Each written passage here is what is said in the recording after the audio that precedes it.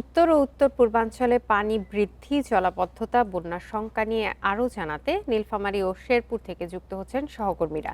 প্রথমে নীলফামারী থেকে জানাবেন সহকর্মী আরফিনুল ইসলাম। আরফিনুল, যেমনটি আমরা গতকালকে জেনেছিলাম যে বন্যার একটি আশঙ্কা রয়েছে নীলফামারীতে, তো এখন আসলে সেখানকার পরিস্থিতি কি জানাবেন এবং বন্যার প্রস্তুতি হিসেবে কোনো পদক্ষেপ কি নিয়েছে কিনা স্থানীয় প্রশাসন? শুরুতেই বলতে চাই যে স্থানীয় প্রশাসন বলছে তারা সার্বিক বিষয়ে খোঁজ খবর রাখছে এবং আমরাও দেখেছি যে প্রশাসনের কর্মকর্তারা, স্থানীয় সংসদ সদস্যরা বিভিন্ন অঞ্চল পরিদর্শন করছেন, কিন্তু তাদের কোনো কার্যক্রম আমাদের চোখে পড়েনি। তো আপনি জানেন যে ভারী বৃষ্টিপাতের কারণে সারা দেশে বিভিন্ন নদ নদীর পানি বৃদ্ধি পেয়েছে এবং পানি উন্নয়ন বোর্ডের বন্যা পূর্বাভাসে সতর্কীকরণ কেন্দ্র থেকে বলা হয়েছে যে আগামী ৩ দিন পানি অব্যাহত থাকতে পারে। এ নিয়ে আহ, আমরা যখন আবহাওয়া পর্যবেক্ষণ কেন্দ্রের সাথে কথা বলেছিলাম, আবহাওয়া পর্যবেক্ষণ কেন্দ্র থেকে বলা হয়েছে যে রংপুর বিভাগের নীলফামারী সহ দেশের বিভিন্ন জেলায় আগামী ২৪ থেকে ৪৮ ঘন্টা ভারী থেকে অতি ভারী বৃষ্টিপাতের সম্ভাবনা রয়েছে। এ নিয়ে আমরা যখন পানি উন্নয়ন বোর্ডের ডিমলা শাখায় কথা বলেছিলাম, নির্বাহী প্রকৌশলী অমিতাভ রেজা চৌধুরী আমাদেরকে ঠিক একই কথা বলেছেন এবং তিনি বলেছেন যে পানির তিস্তা ব্যারেজে পানির অতিরিক্ত চাপ সামলাতে ব্যারেজের ৪৪টি জলকপাট খুলে রাখা হয়েছে এবং নিম্নাঞ্চলের বাসিন্দাদেরকে সতর্ক থাকতে বলা হয়েছে। কিন্তু এই বিষয়টা নিয়ে আমরা যখন নিম্নাঞ্চলের বাসিন্দাদের সাথে কথা বলছিলাম,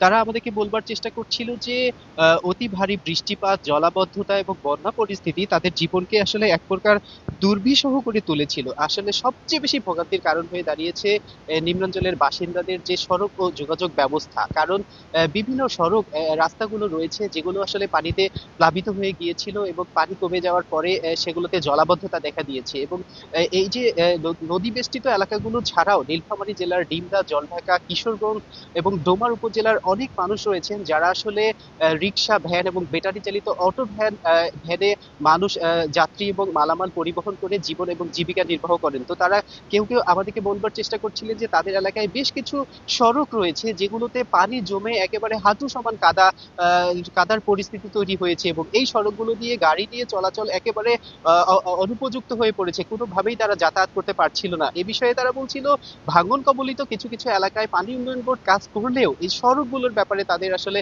কোনো খোঁজ খবর নেই। এদিকে আমরা যখন সংশ্লিষ্ট কর্তৃপক্ষ তথা সড়ক ও জনপথ বিভাগ, এলজিইডি এবং উপজেলা প্রশাসনের কর্মকর্তাদের সাথে কথা বলছিলাম, তারা বলছিল যে কর্দমাক্ত এই রাস্তাগুলো যতক্ষণ পর্যন্ত পানি সরে যাবে না, মাটি শুকনো হবে না, ততক্ষণ পর্যন্ত তাদের আসলে কিছুই করার নেই। তো প্রশাসন যখন বলছে কিছুই করার নেই, তখন স্থানীয়রা বলছে তাদের জীবন দুর্বিষহ এক ধরনের পরিস্থিতি তৈরি হয়েছে। অন্যদিকে যারা কৃষি কাজ করে, গবাদি পশু নিয়েও তারা চরম বিপাকে পড়েছে।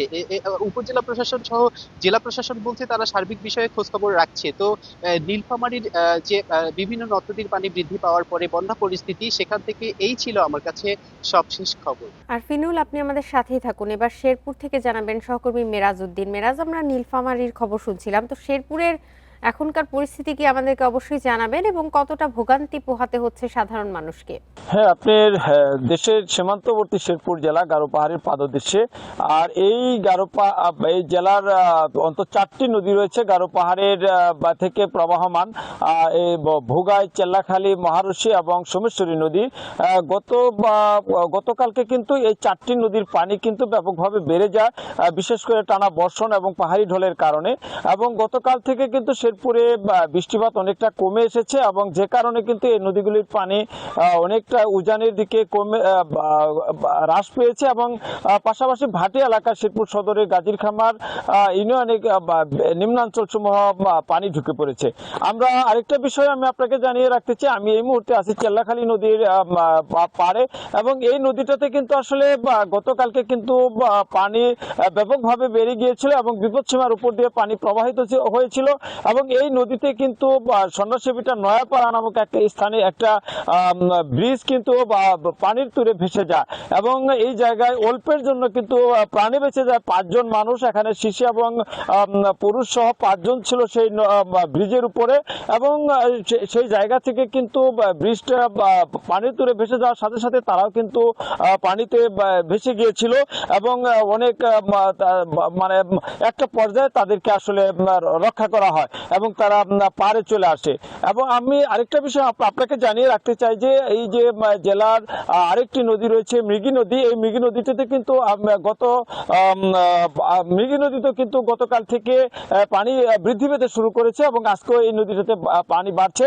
পাশাপাশি এই মৃগী নদীতে কিন্তু আসলে নদী ভাঙ্গন দেখা দিয়েছে, অন্তত পক্ষে 10টি পয়েন্টে মৃগী নদীতে নদী ভাঙ্গন অব্যাহত রয়েছে। পাশাপাশি আমরা পানি সম্পদ কর্মকর্তাদের সাথে কথা বলেছি, তারা যেটা জানিয়েছেন যে আজকে পর্যন্ত গতকাল থেকে আজকে পর্যন্ত বৃষ্টিপাত কমে আসার কারণে এই নদীগুলি পানি কমতে শুরু করছে, কিন্তু প্রবল বর্ষণের একটা সম্ভাবনা রয়েছে, যে কারণে যদি বর্ষণ আরো অব্যাহত থাকে এবং পরবর্তী যদি বেড়ে যায় তাহলে এই নদীগুলি আবার পানি বাড়তে পারে বলে আমাদেরকে জানিয়েছেন। বন্যা পরিস্থিতি নিয়ে জানাচ্ছিলেন আমাদের সহকর্মীরা নীলফামারী এবং শেরপুর থেকে।